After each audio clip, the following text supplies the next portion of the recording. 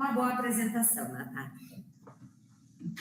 Olá, boa noite a todos. Gostaria de cumprimentar, então, todos os presentes, em especial minha família, meu namorado, as minhas amigas, e em especial a banca, professora e minha orientadora, professora Elizabeth, a doutora Maria Helena e também a doutora Leonor. O título do meu trabalho, então, é Segurança e Sonho, a trajetória do Hospital da Colônia Judaica de Quatro Irmãos, no Rio Grande do Sul. Antes de iniciar a história do hospital, propriamente dito, de Quatro Irmãos, é importante entendermos sobre o que as instituições hospitalares significam. Na verdade, entender a história e o que essa instituição hospitalar representa é entender um pouco da sociedade que a idealizou e a construiu. Em 1543, por exemplo, o primeiro hospital brasileiro foi a Santa Casa de Misericórdia de Santos. Foi uma instituição que era um modelo caritativo semelhante às metrópoles, à metrópole de Portugal. Essa primeira instituição hospitalar do nosso país, ela foi no litoral. Por óbvio, porque era no litoral que a colonização se iniciou. Dessa forma, houve uma dicotomia entre a saúde brasileira, entre o interior e o litoral. O interior pouco era visitado e as instituições de saúde sequer existiam. E quando existiam, eram improvisadas em casarões, casas antigas. É a partir do século XIX, então, que se inicia uma expansão da colonização do Noroeste gaúcho. Em 1909, então, temos a fundação da colônia Erechim. 3 anos depois, temos a colônia de Quatro Irmãos, foco deste estudo. A colônia de Quatro Irmãos foi fundada por esta companhia, a Jesuit Colonization Association, ou mais conhecida como ICA. A ICA foi idealizada por esse senhor, o Barão Maurice de Hirsch. Ele foi o idealizador para tentar retirar os judeus daquela situação de xenofobia e perseguição que todos eles viviam no Império Russo no século XVIII e XIX. Coube, então, a essa colônia o título de construir um hospital modelo. Portanto, o foco desse estudo é historicizar a construção e a consolidação dessa instituição. Por meio disso, houve pesquisa em fontes primárias, principalmente em acervos históricos, e especialmente no acervo histórico do Instituto Cultural Marquês de Chagall, em Porto Alegre, onde foram analisadas várias e várias cartas. Além disso, houve a realização de entrevistas contando com a participação de 20 participantes. Por óbvio, esse estudo também foi aprovado pelo Comitê de Ética com o parecer seguinte. Antes mesmo da construção desse hospital, que nós vamos falar ao longo dessa apresentação, a colônia já se preocupava com as questões sanitárias. Em 1913, então, há um surto de febre tifoide nos recém-chegados. Entre as cartas da colonizadora, há uma preocupação com esses recém-chegados. Portanto, há uma distribuição de vacinas antíficas.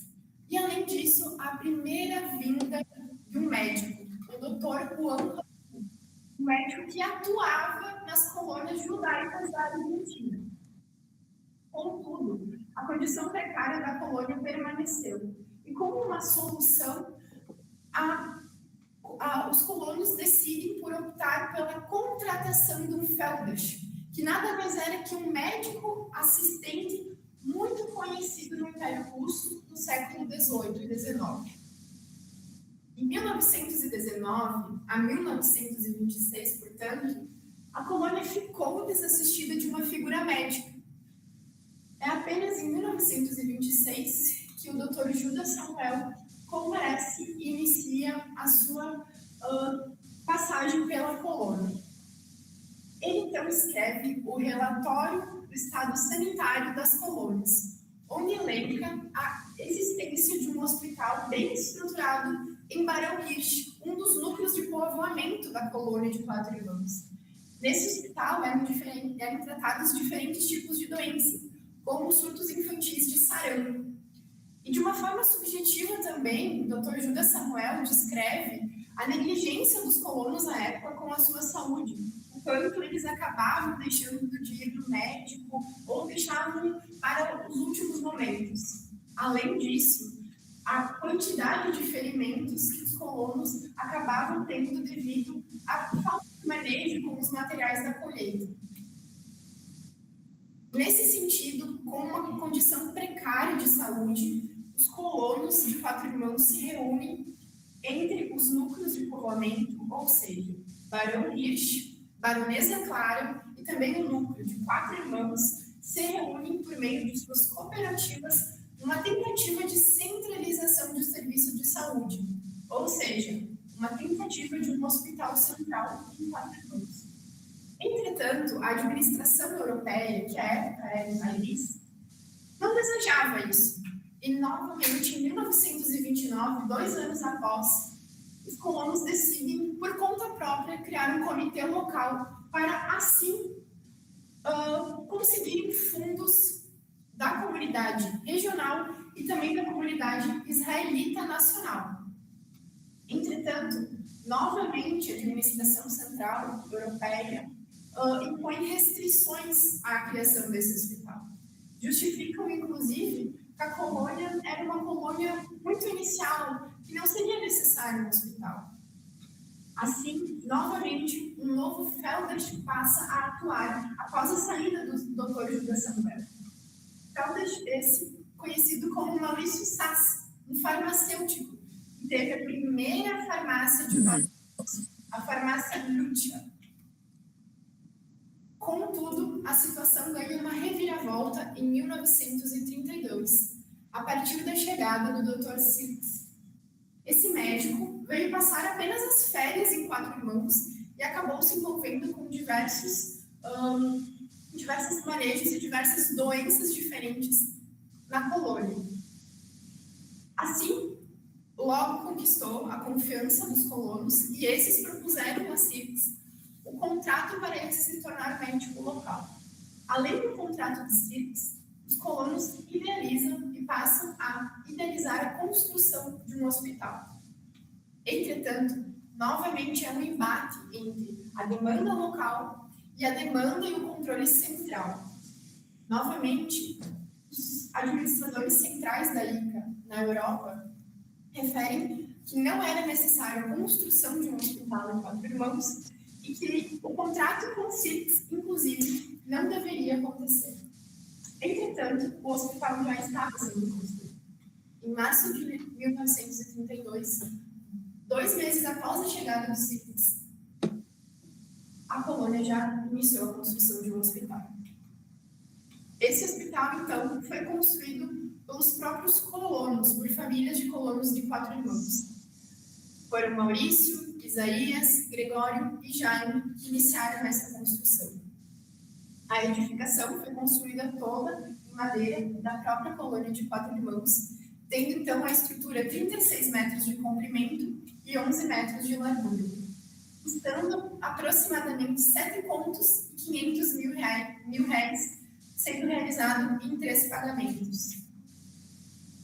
O hospital foi denominado, então, em homenagem ao presidente do Conselho da ICA, o senhor Sir Leonardo Cohen, chamando-se, então, Hospital Sir Leonardo Cohen. A inauguração do hospital foi em janeiro de 1933 e teve uma grande festividade na região, sendo extremamente noticiado, extremamente famoso. Entretanto, um ano depois, em março de 1934, Sirks sai da instituição. E aí, um período de incertezas começa a pairar. Na verdade, os colonos desejavam que um novo médico europeu viesse à instituição. Entretanto, o processo de revalidação do diploma médico para imigrantes europeus não era algo fácil. Demorava em torno de 1 ano e, nesse meio tempo, o médico deveria ser coberto por outro. Nesse sentido, se inicia um período de instabilidade e descontinuidade na trajetória médica.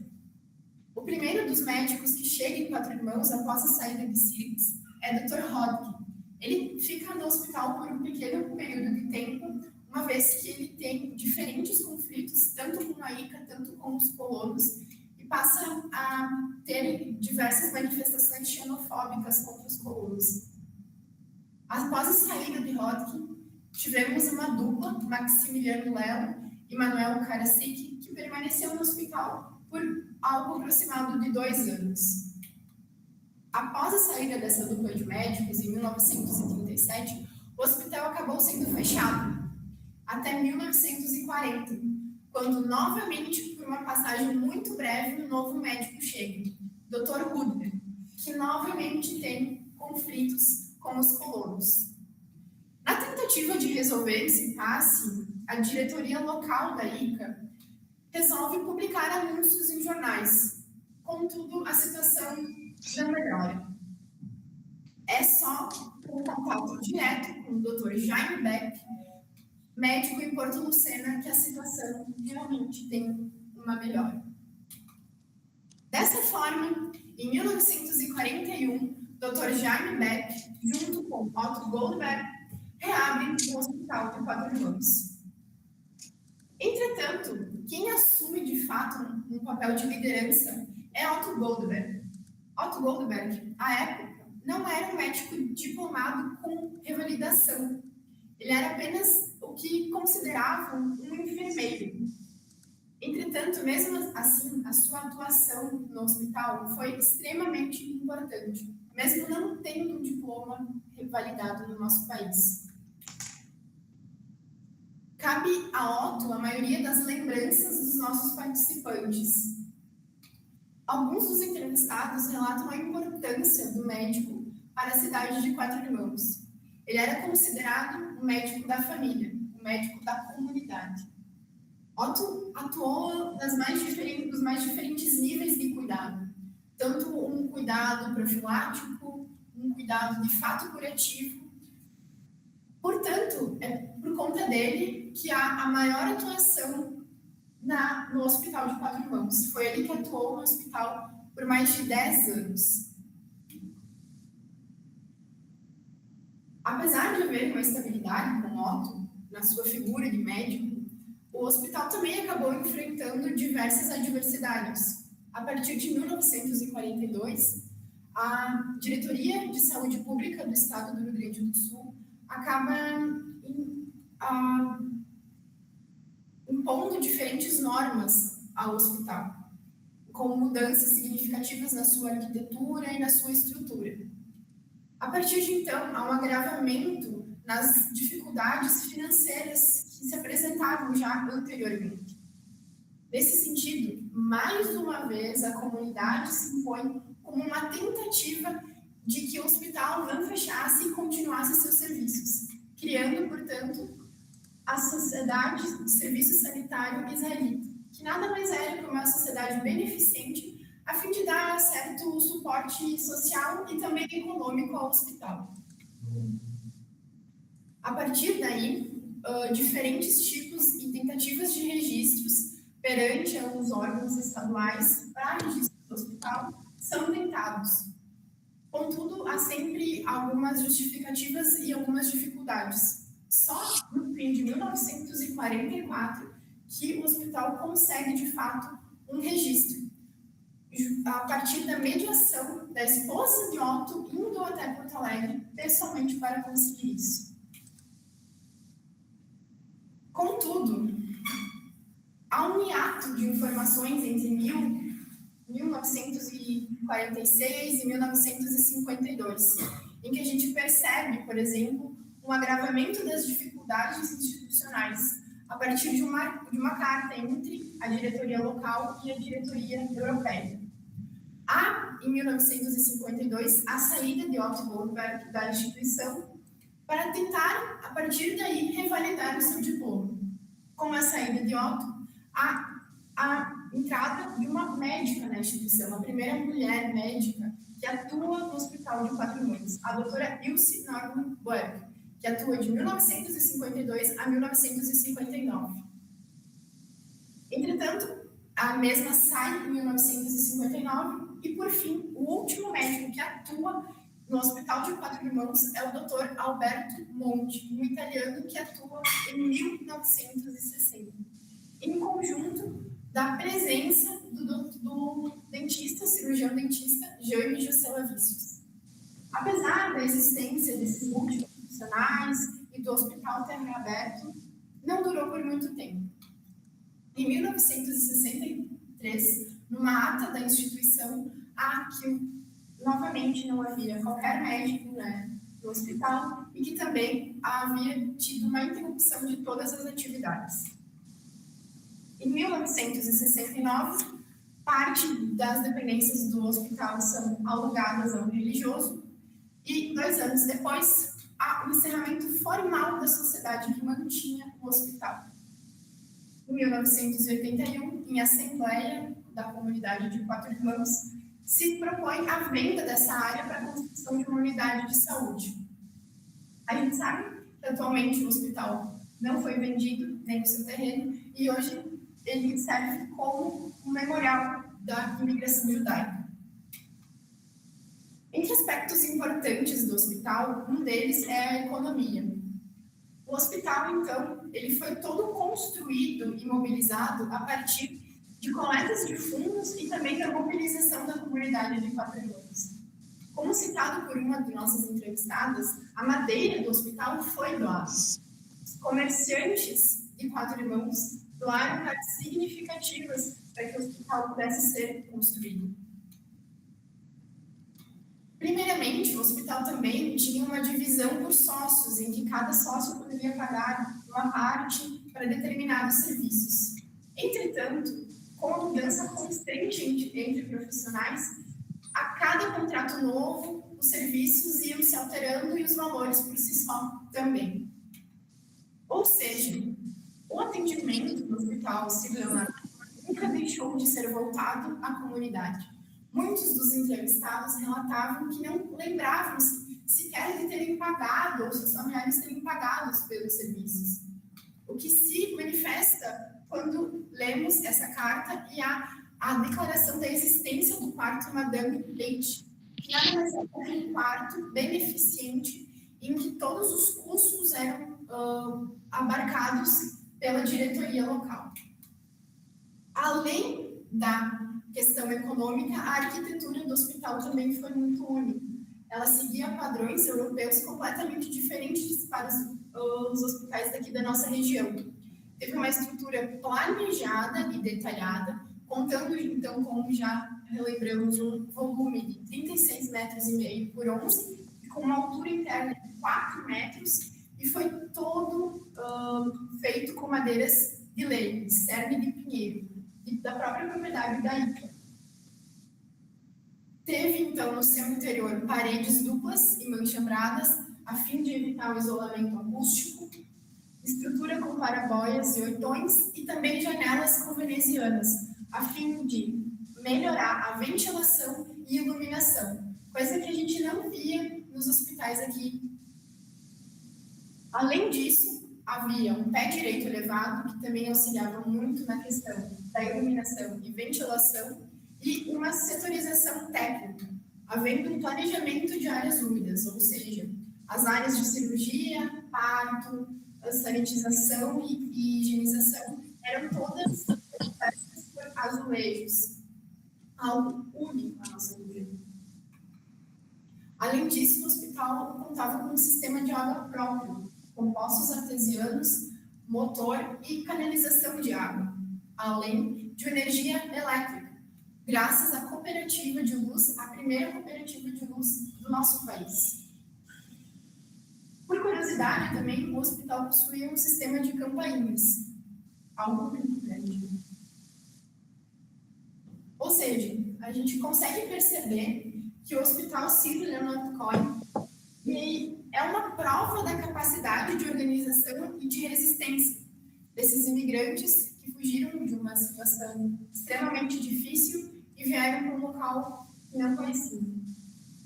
Ele é um símbolo da estabilidade e de segurança, essencialmente firmado na figura do Dr. Otto, em que ele, apesar de não ter uma revalidação, foi extremamente importante devido ao seu acolhimento e à sua maneira de guiar os pacientes. Aí a gente pode perceber também que essa instabilidade do hospital, essas indas e vindas de médicos, também refletem as transformações que Quatro Irmãos passou, por conta do grande fluxo de imigrantes e do êxodo. Apesar das suas dificuldades, o hospital foi sim um hospital modelo e pioneiro na nossa região. Ele trouxe diferentes inovações e diferentes evoluções. Essas são algumas das minhas referências.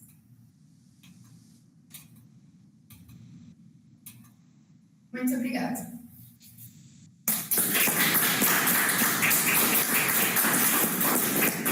Natália, você utiliza